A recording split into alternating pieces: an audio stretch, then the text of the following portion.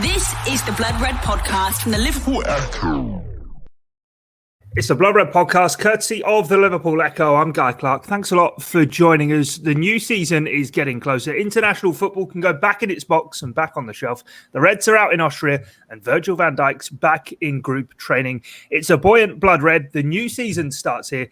And bringing you the latest Reds chat, we have our Liverpool correspondent, Paul Gorst, Matt Addison, and having watched England eliminated at the final hurdle at Wembley, Theo Squires is here too. Gents, I hope you're all well. Gorsty, throw over to you first. You've had a bit of time off, but you're feeling refreshed and ready to roll for the new season? I am, yeah. 3 weeks off, which is the longest I've ever had off since I've worked at the Echo, which is coming up to 6 years. And I think it's the longest I've had off just any kind of work since 2010. So yeah, good few weeks. A bit disappointed that my trip to the Dominican had to be kiboshed because of the COVID situation, but rescheduled for the September international break. Managed to get up to Edinburgh, and now I'm back at the helm and ready to have a little natter about the football. Happy days. That's a way to spend your international breaks, Theo. Not going and watching England. You were at Wembley. What was the experience like for yourself? Because some have obviously not had a very great experience. I'm just going to say you've really depressed me there, saying the season start today. I've only just got back off the last one now, and you're saying, "Oh, here we go again." Where's my little trip to the Dominican? It was interesting at Wembley. We've all seen the scenes and the videos and stuff. And from all the games I've done, it was the one where it felt a bit heated beforehand. Like, I didn't see any fighting or scraps, but the fans were there. They were covered all over Wembley Way. And you can tell they'd been there a long, long while just drinking. And that it was building up to maybe something getting a little out of hand. There wasn't much of a police presence.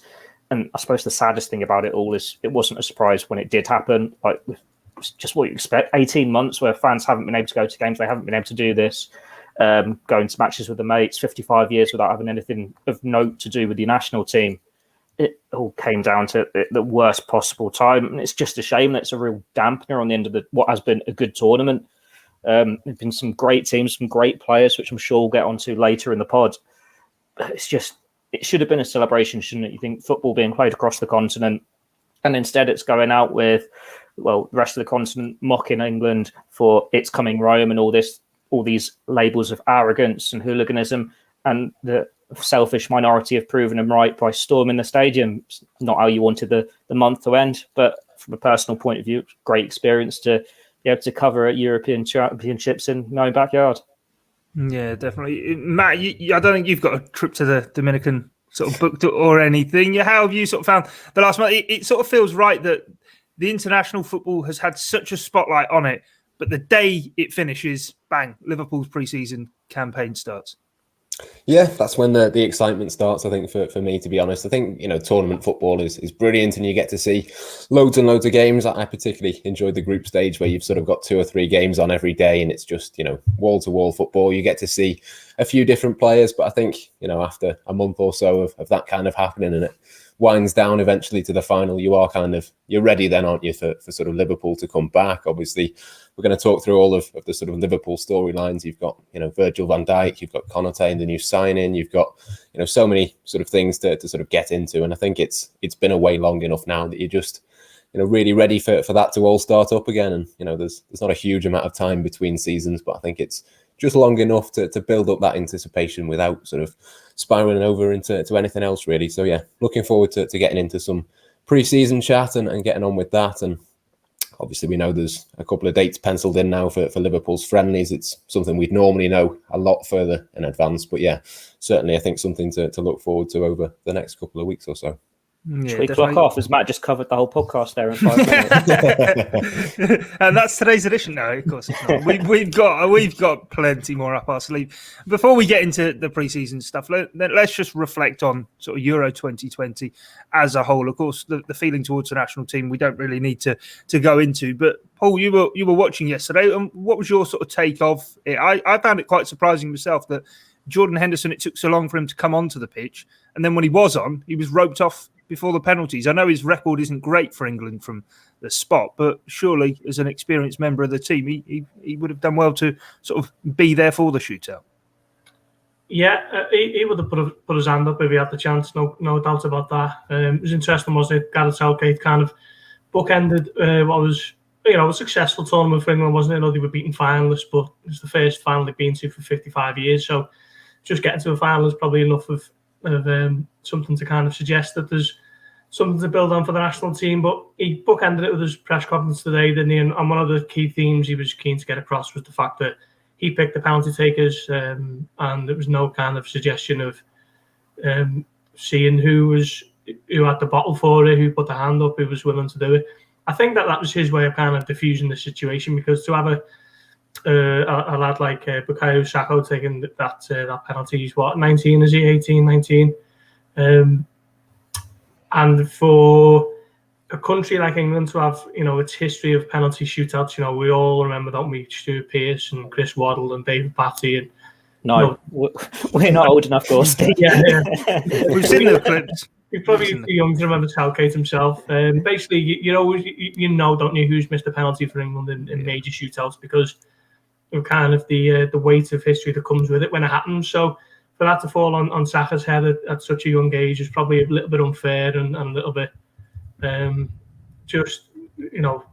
felt for him really a full time, I really did. And then that's before even talking about the mindless nonsense that goes on social media, from the fallout with Sancho and Rashford, being racially abused just for missing a penalty. It's abhorrent, and it's just it's not even a surprise anymore, is it? When something like this happens, that unfortunately this is going to be a kind of byproduct of the situation, and that is disgusting. But the tournament as a whole, I thought was great. It was a breath of fresh air after that crazy Premier League season we've just had with all the VAR nonsense and the lack of fans throughout the season. So that was the antidote to a strange and at times frustrating season.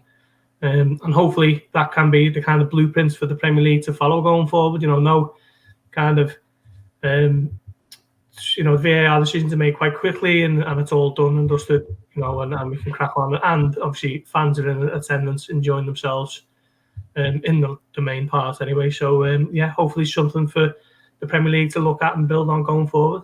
Yeah, unless it's an absolute shock and only to re-referee every incident inside the penalty area. Hopefully that is a key lesson taken forward. But Theo, European Championships, sort of the most goals scored in one of these tournaments, as Gorst said there, I suppose it was the ideal antidote, wasn't it? Sort of the warm-up for the new season, albeit your season's never ended. Yeah, it was the tournament we all wanted. It was the tournament we'd been waiting for. We'd been waiting a year for it. And you think when it's 18 months without fans, to get the scenes that we have at this tournament where, well, even in Budapest, we got 60,000 in there, where Wembley's gradually built up to 22.5, 40,000, 60,000. It's just great. And without the horrible scenes, it should have been a celebration of European football. And you've seen some great games, like we had the group of death, where that could have gone anyone's way. When you had Germany, Portugal, France, and Hungary put up a great fight in that group. Then in the knockout stages, you have Switzerland beating France after a 3-3 draw. Croatia's 3-5 against Spain. And even earlier on, you've got like Finland getting a famous win. You've got North Macedonia actually doing all right. Granted, they didn't win, but they got some famous goals. Scotland, they turned up and they got their point, and that's a success for them, isn't it? There were so many good stories, and it was a feel-good tournament where you're watching these great players, great goals. And like Matt mentioned in the intro, it's just one where you could enjoy it, where it's one where, games at 2, games at 5, games at 8, you could sit back, take it all in. And from us, we can almost enjoy it as fans rather than journalists. We can just watch the game and have a bit of a light-hearted feel about it. And when it's sunny and all that as well. And like I mentioned earlier, it's just sad that it's ended on this horrible note. But it's a big bugbear of mine that penalty takers getting abused for taking these penalties. Because you look at the penalties, they're not bad spot kicks. Like even the ones Jordan Henderson has missed in the past. He's hit the target, hasn't he? And the keeper's just drive the right way. He's gone for the corner. Saka's gone for the corner there. Rashford, granted, he's hit the post, but he sent the keeper the wrong way, and it's only millimetres. Sancho is really pretty much a decent penalty as well. They've just been unlucky there. It's like, well, what would you expect from these players? They've had the bottle to step up and take them for the country. Granted, Southgate's chosen the order, but then you think, well, when he missed in 96, he was the one who put his hand up, and he knows how that's haunted him for 30-odd years, to the extent that he's only now exercising his demons by being an international manager and nearly overcoming that hurt.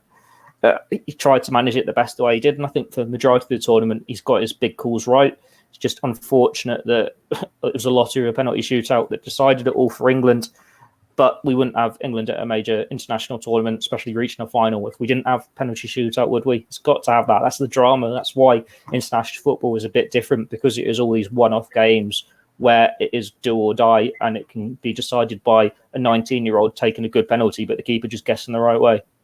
Yeah, all for how England have changed. They still lose on penalty shootouts, so maybe not changed all too much after all. Matt, final point just on the game last night, the final.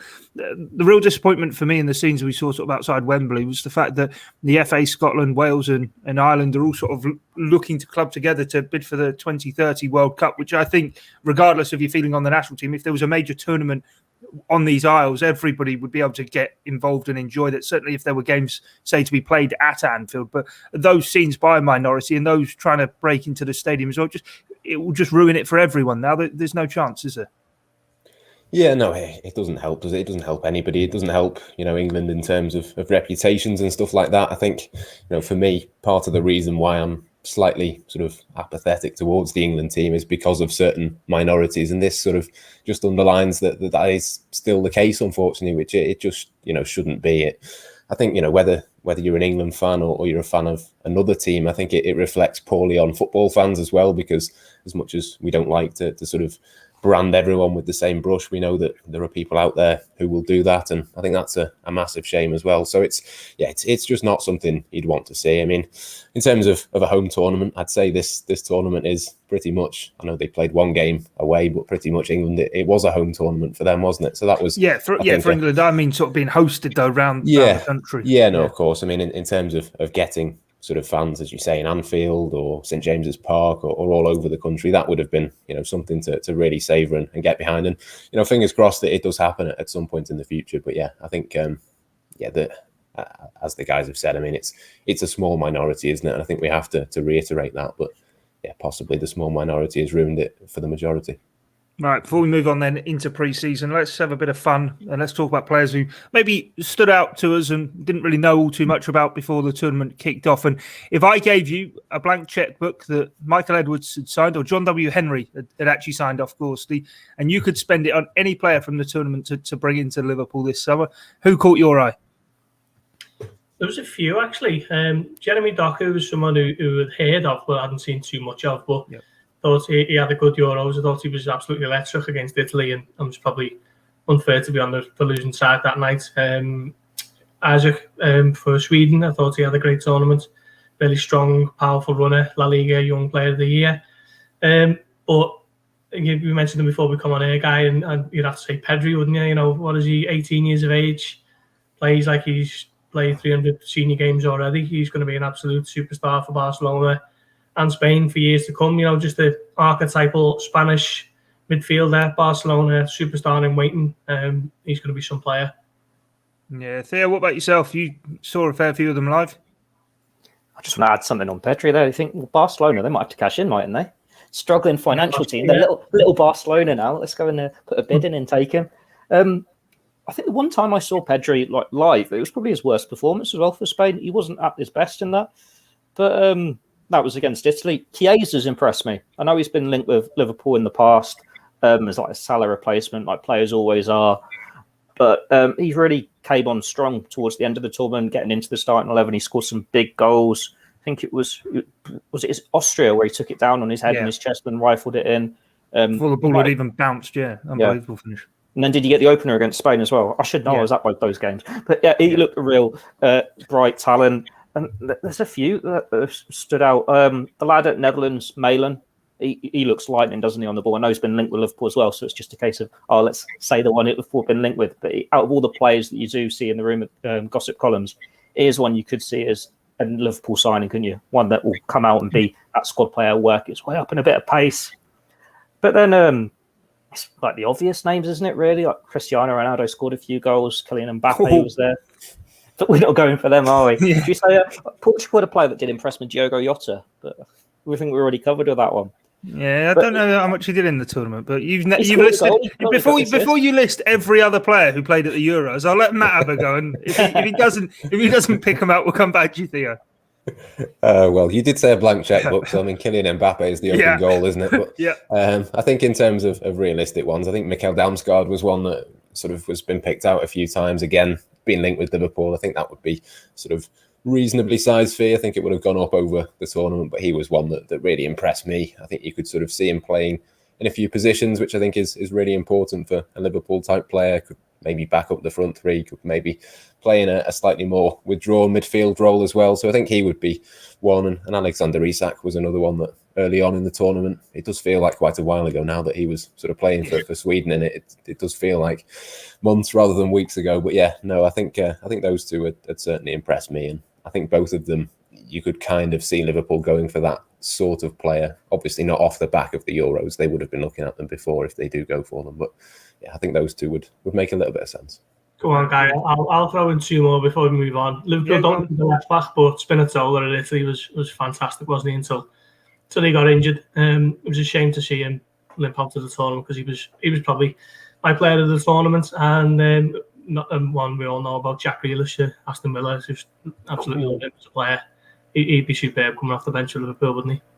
Midfielder, PSG, Gini Wijnaldum, he looks decent.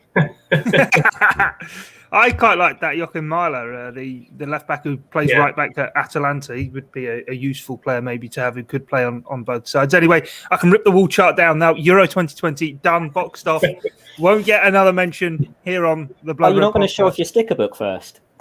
I've actually got it somewhere around here. I can try and dig it out. No, I won't because our listeners, it means nothing for. But that'll be going in the cupboard this afternoon.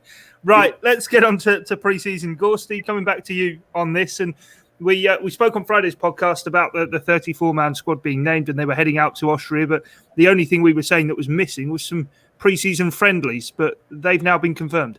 Yeah, so they've got two in one day, haven't they? It's a strange kind of 2 30-minute games against Wacker Innsbruck. And who's the other one, Matt? I can't think of. Stuttgart, I think. Stuttgart, isn't it? Yeah, that was it, yeah. Liverpool unusually leaving it quite late to talk about the friendlies. They were saying a couple of weeks back that it was a fluid situation and something that would be named in due course. And I was actually, I know I've been off, but I was speaking to Joe Rimmer about it last week, and I just said to him, I've got a feeling they're going to mention, announce something on Monday at some stage, and lo and behold, that is the case. So it's good.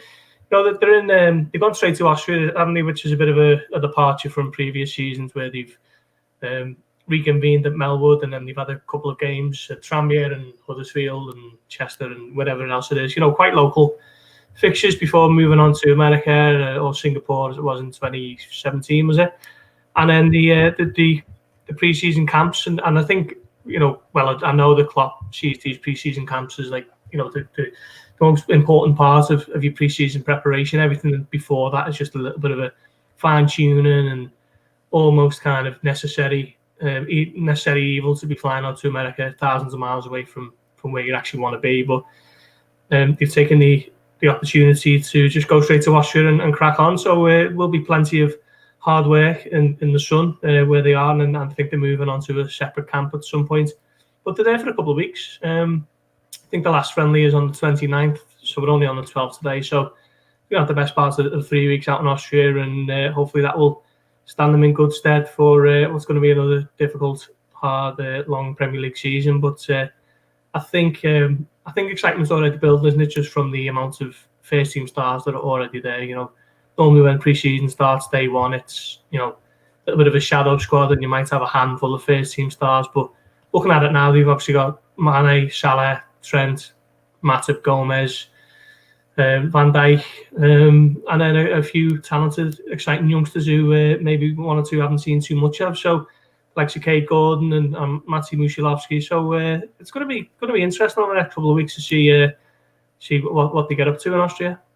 Yeah, I'm really intrigued by this pre-season, actually, Theo. And I don't want to sort of go too far, but feel it's really important and right up there in terms of importance in the pre-season camps and campaigns that Jurgen Klopp's overseen before, off the back of what was effectively 2 seasons or a season and an extra one sort of truncated on it. They finally had a bit of a break. We know, obviously, things didn't go to plan in terms of a title race last season, second half of the campaign.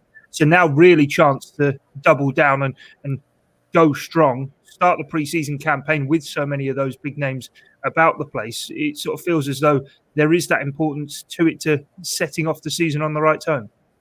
Yeah, it feels like a proper pre-season, does it? It's like so good to see the pictures where, Salah's there, Mane's there, Van Dijk's there, as opposed to they're starting their holiday today, having been in an international final yesterday. You think it's only the Brazilian lads and Henderson who are going to miss the most here. Thiago will miss a couple more weeks as well.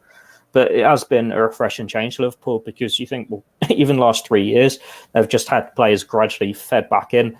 I think as Salah actually reported back from the first day of pre-season since his first season with the club, it's important getting these players in, getting them that game time so you can get the team gelling together so they can be fully fit and raring to go. And it will put them in a good stead to start on the front foot. Like you think, the title winning year, they didn't even have Sadio Mane until like days before the first game against Norwich. He had to start on the bench there. So they're going to be in a much stronger position. And there was always that question mark as well over, we know Van Dijk, Gomez and Matip are back, but how back are they? Are they just in the group running around? Or is it, day one, they are straight back into the action, kicking balls around and all this? And so it's a big chance for them to get fitness up and prove themselves. But it's the same for the likes of Naby Keita, Alex Oxlade-Chamberlain. There are a lot of players in this Liverpool squad with a point to prove. And likes of Harvey Elliott coming back from his loan spell at Blackburn. All of them have got something to play for and to fight for, because it seems like Jurgen Klopp's squad, unless it's not really changed, the places aren't as secure as they were in the past, because you've got those players back from injury and you've got all these different aspects. You've got the senior stars getting that bit older. So it is a real chance to all of them have a go, impress the manager and see what happens. Transfer market-wise, there's not really been any concrete links to anyone, either ingoings or outgoings. It's just like the odd rumour about Shaqiri or Harry Wilson, for example. So it's like, the squad's there in pre-season. They've got a few weeks together in Austria. They can really knuckle down, work together as a group, and then whatever they can do in the transfer market would be a welcome bonus. Yeah, Matt, pictures obviously coming out of the camp, and Virgil van Dijk back with the group. It feels an eternity since we've seen that.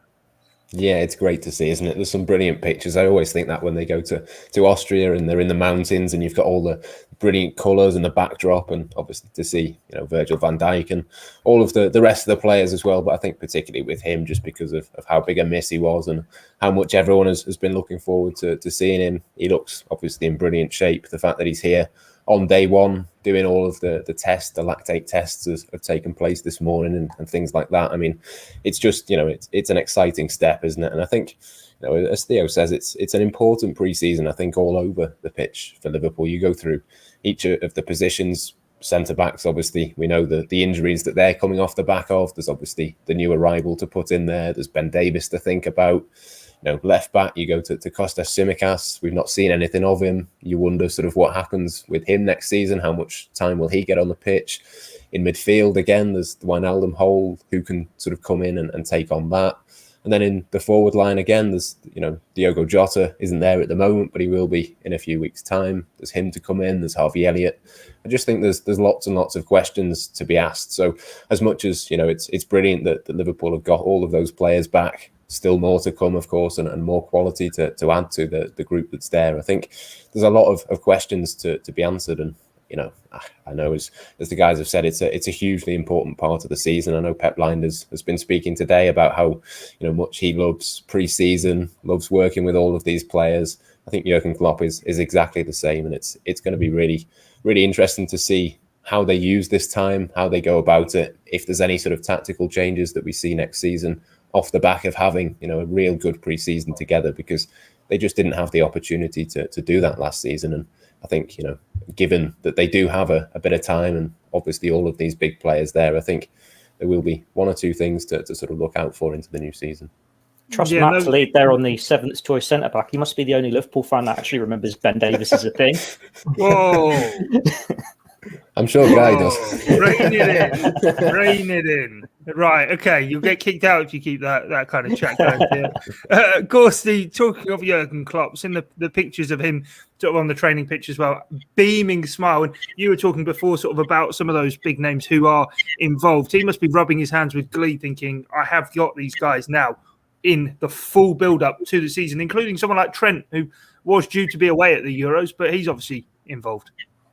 Yeah, 100%. I think Theo hit the nail on the head before when he was talking about Salah and Mane. I mean, look at as you said with the season Liverpool won the league. I think Mane came back to the training on Monday, and Liverpool were playing Norwich on the Friday night. So he started on the bench, and he obviously eventually got up to speed and got up and running. But I think particularly with Mane, after the season he's just had, but he hasn't really had too much of a break for 2 years. He's been playing continuous football, whether it's with Senegal or the African Cup of Nations or whatever it may be, and obviously putting in quite the shift for Liverpool. So he's basically not had any time off at all. So he's now had the best part of 6 weeks, and now he's back with Liverpool on day one of pre-season training.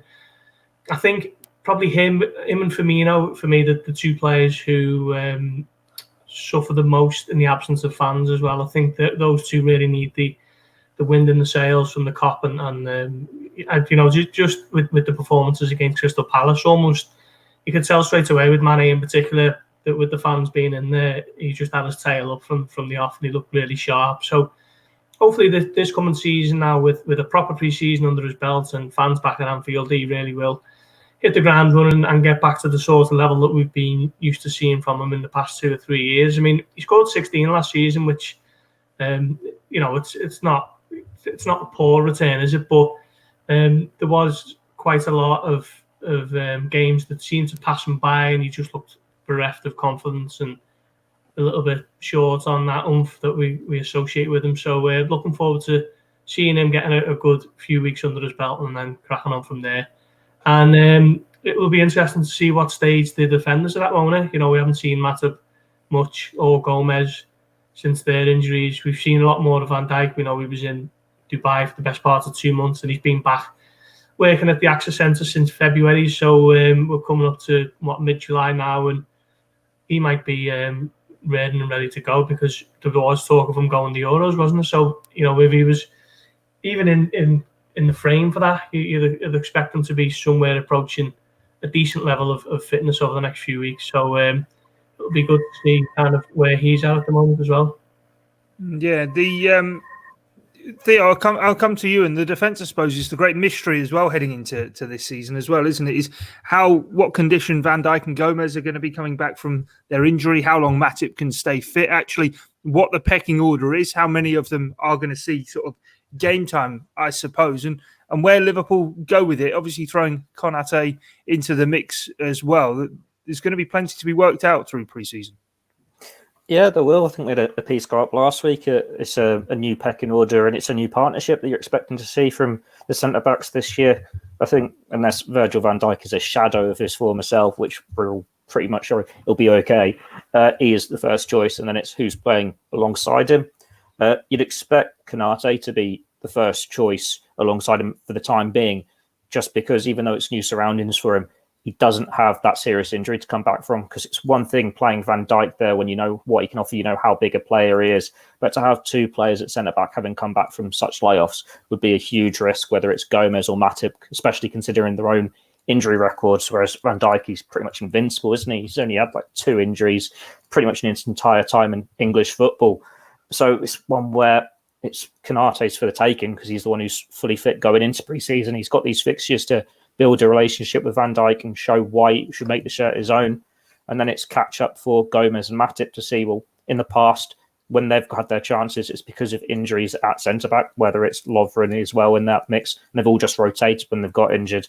And then you've still got Phillips, Matt's favourite, Ben Davis, Billy Cometio's in the mix, Reece Williams, he might go out on loan, but there's still chances for these players to prove what they can do, that they do have a long-term Liverpool future, even if it goes via a loan spell. And then to choose this pecking order, last year, I think pre-season was 3 centre-backs and Fabinho, with Henderson the very, very last choice. They're not going to go into it with that situation this year. They're going to have at least 5 in the mix. And then it's, well, how many of these youngsters do you keep around just in case Matip breaks down again or Gomez breaks down again? Yeah, I'll have to wait and see how it does play out. Right, before we go then, let's talk a bit about sort of transfers then. And Matt, obviously Konate's come in before pre-season and he is ready to sort of crack on straight from the off. But how sort of busy do you think Liverpool are going to need to be between sort of now and the opening day against Norwich City, or of course until the transfer window closes at the end of August? I think they will be fairly busy. I think it'll be more in terms of outgoings than incomings, to be honest. I think there's still a fair bit to sort of be decided. I mean, you look at the 34-man squad, for example, you look at some of the names in there. Ben Woodburn, for example, I mean, is there a long-term future for him at Liverpool? I'm not too sure. And then there's sort of the more obvious ones of Wilson, Shaqiri, all these players that kind of have a price tag on their head. You think if Liverpool can get close to that or get to that sort of price tag, they'd let them go. And I think it's one of those. I know Paul has reported on it all summer, and Ian Doyle as well has sort of said, these sorts of things will rely, if Liverpool are going to get players in, it's going to be getting a few out first. Obviously, the funds are a part of that, but also just the space in the squad. So I think it could be a busy few weeks. I think that will start now. I think obviously pre-season is underway. Everyone's together. Everyone's back off holidays.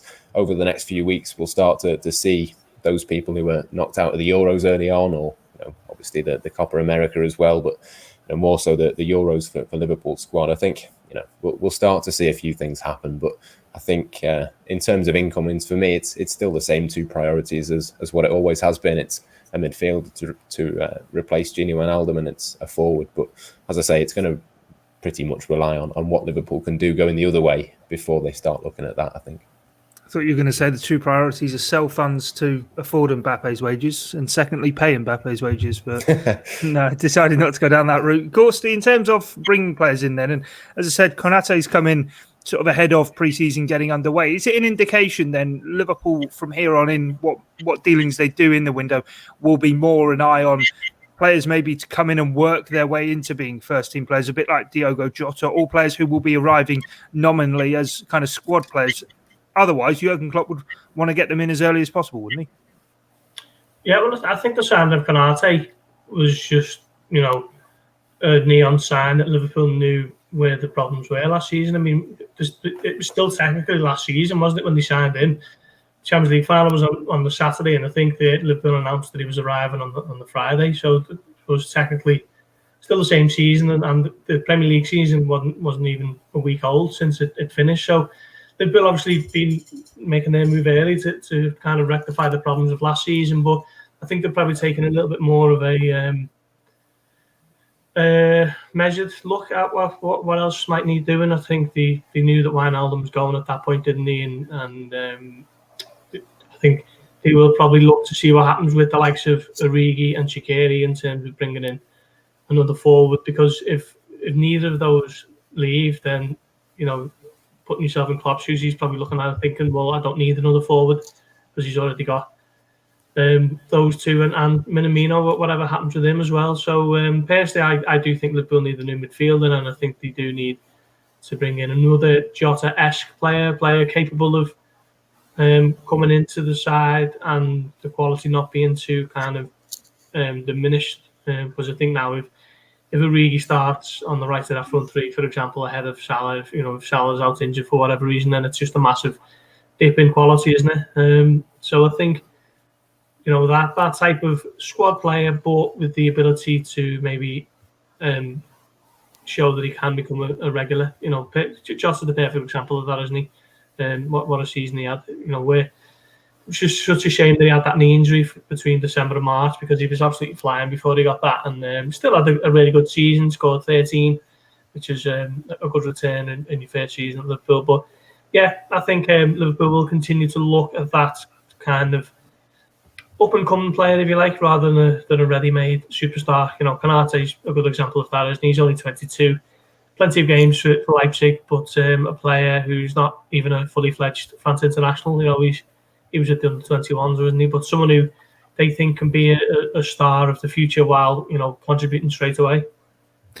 Theo, what's your take sort of on the midfield situation? I sort of understand at the top end of the pitch, you don't bring anyone in until others have departed, not just for raising funds, but you don't sort of too many bodies around the place type thing. You don't want sort of Xherdan Shaqiri and Divock Origi having to stand as mannequins sort of on the training ground. But in midfield, there seems to be that pressing gap. I mean, Gini Wijnaldum's gone. There is no player as yet coming in. Surely it is an issue that Liverpool want to press on with and solve sooner rather than later. It depends what the solution is, because they've still got Naby Keita, they've still got Alex Oxlade-Chamberlain, James Milner, Curtis Jones. They have got the numbers. It's just whether you can trust these players to stay injury-free or to step up consistently. Like, we know the club have got high hopes for Curtis Jones, and you'd expect that he is able to step up. But Milner is, 35 now, and he's not going to last forever. We're already seeing signs of that last season, where he'd play a few games and then get a little knock and have to miss a couple. And we know Alex Oxlade-Chamberlain and Naby Keita's injury records. And it's one where Liverpool can't afford to be in the position they were last summer when the transfer window closed, where they had too many players, where the transfer fees they're asking for the likes of Wilson and Grujic were too high, so they had to accept loans, and it was all a bit backwards. Granted, that was a result of the pandemic and how everything panned out, but this year they've got a lot of time to plan it all out and what they want to do, what players they want to sell, what fees they can get for them, and then decide what's there. Well, Liverpool have the numbers in midfield. The issue is whether they've got someone like Wijnaldum who can do that number 6 role, who can do the 8 role, who can do the 10 role. Because if you had players like Fabinho, if you had to play him at centre-back if he was injured, or Henderson's not available, there is no one else there, because we're not saying Grujic is going to have a future with the club. And it's not as though, we could put Naby Keita there, or we could put Oxlade-Chamberlain there the way you would with Wijnaldum. It's about getting that variety to the midfield. And it's probably where Liverpool's midfield is a little unbalanced at the moment, but they've got plenty of time to turn it around. Like, we've just listed, half a dozen names, probably more, with players that they can sell to bring in. But we think if you're saying at least 10, 15 million for each of them, that's a decent enough war chest to get a proper midfielder in to fill this gap.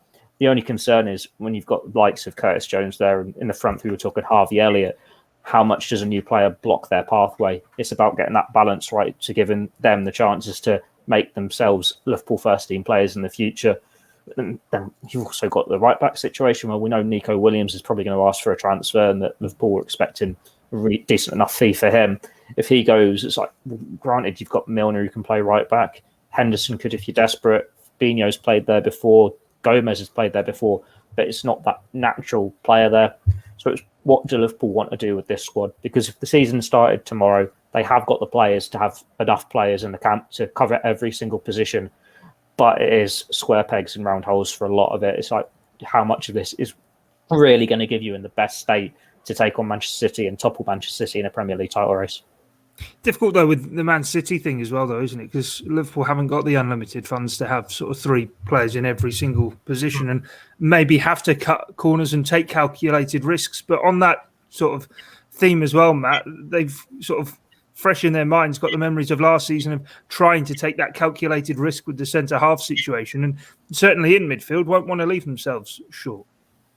Yeah, no, exactly. I think, the Manchester City thing, I get to an extent. I mean, Liverpool are not going to have 4 £55 million fullbacks. That's just not going to happen. But I think you can sort of get yourself into a situation where, for example, last summer they signed Tsimikas for, 11 million or so. I think something like that is realistic. I mean, certainly if they lost Nico Williams, I think that would be an absolute priority, because I think to not have proper backup to Trent, I think would be a similar sort of mistake to what they ended up doing last summer, with obviously letting Dejan Lovren leave and not replacing him. So I think you kind of have to learn those lessons. You have to be sensible in terms of the sort of numbers that we're talking about. But I think, to take the right back role as an example, if Nico Williams was to leave, Liverpool fans would then want them to make a signing. But it wouldn't be the same as, Manchester City 2 summers ago, going out and already having Kyle Walker and buying João Cancelo. I mean, it would be, a typical Liverpool signing that you'd expect them to make in that area. And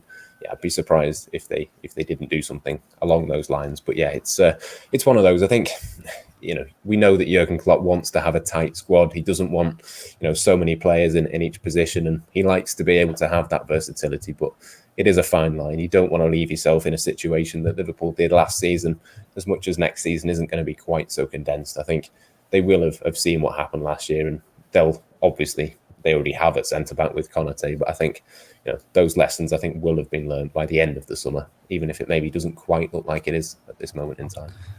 Yeah, just over 8 weeks to go then until the transfer window closes. The race is on. No, of course it's not. There's still plenty of time for Liverpool to get their dealings done. That is it, though, for this edition of the Blood Red podcast. On the day, of course, Liverpool do start their pre-season preparations for the new season. If you haven't done so already, do check out the link in the description to our Blood Red Club exclusive content every week direct to your email inbox.